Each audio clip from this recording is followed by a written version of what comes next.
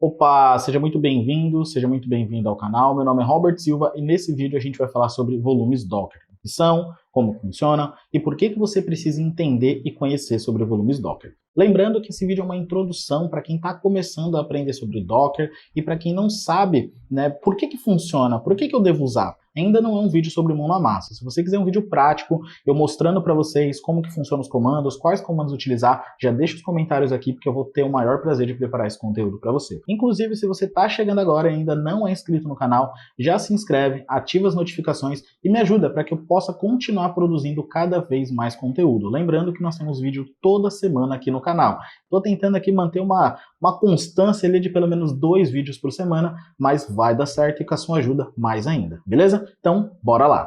Maravilha, então a primeira coisa que a gente precisa entender antes de falar sobre volumes é falar sobre o ciclo de vida de containers e falar sobre a persistência de dados. Vamos começar falando então sobre o ciclo de vida dos containers. O que acontece, pessoal? Containers, eles são efêmeros. O que isso significa? Se você procurar no dicionário, você vai ver algo como temporário, de curta duração, provisório e assim por diante. Mas quando a gente fala de containers, é comum a gente falar que containers, eles nascem para morrer. Ou seja, tudo que você precisa para um container estar executando, ele já está definido na imagem e nos parâmetros que você passa quando você vai criar esse container, seja via CLI, utilizando Docker Container Run, seja você utilizando um arquivo de Compose, onde você define todas as instruções para a criação do container, mas você passa essas informações, como variáveis de ambiente, volumes, qual a rede que ele vai utilizar e assim por diante. Mas para o container subir e iniciar, todas as informações estão dentro da imagem, então ele é capaz de, quando ele morrer, quando encerrar o seu processo, esse container foi encerrado,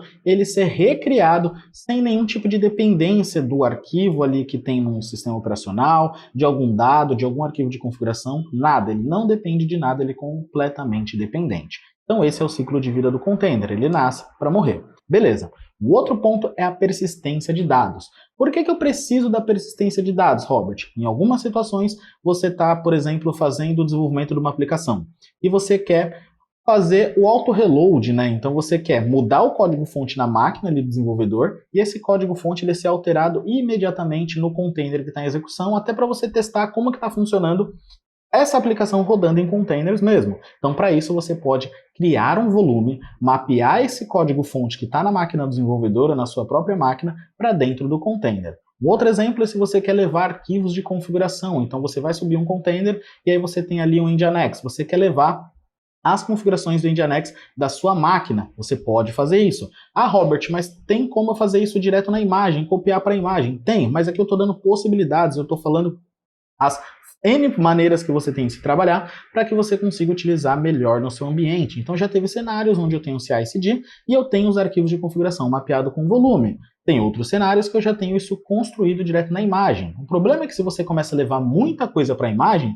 a sua imagem fica grande. E a ideia é que uma imagem, quando a gente trabalha em containers, ela seja o mínimo, ela seja pequena, para que você consiga fazer o download mais rápido e esse container ou esse deployment, se você está trabalhando com Kubernetes, suba cada vez mais rápido. Então, por isso que a gente precisa entender a persistência, porque existem situações onde a gente vai precisar persistir. Um outro exemplo é esse mesmo desenvolvedor, ele está desenvolvendo uma aplicação que ela roda em um banco de dados, ela se conecta num banco de dados. E aí, ao invés de você ter uma infraestrutura com banco de dados, vocês podem subir esse container, esse banco de dados em container, e fazer com que a aplicação conecte nesse banco de dados.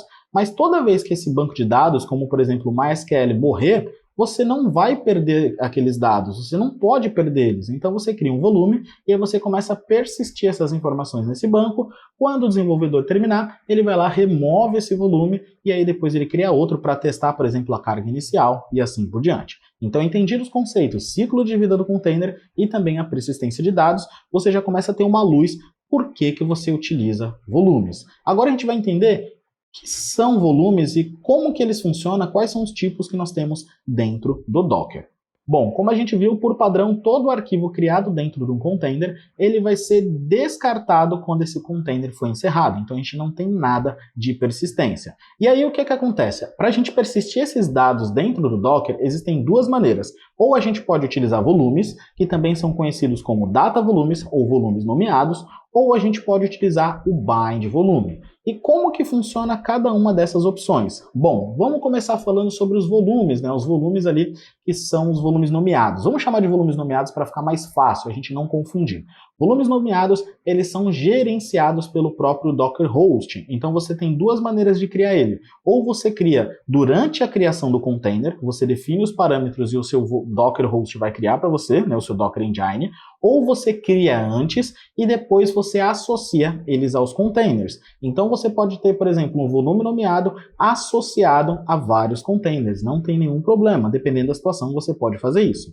Um cuidado que você tem que ter é o seguinte, quando você remove os containers, esses volumes nomeados eles não são removidos. Então você vai ter que fazer essa limpeza de forma manual, de tempos em tempos, para que você não tenha nenhum problema de espaço em disco. Então, dependendo do tamanho do disco do seu Docker Host, você pode ter problemas do disco enchendo, porque você tem vários volumes nomeados ali que você foi criando ao longo do tempo, por exemplo, durante o período de desenvolvimento.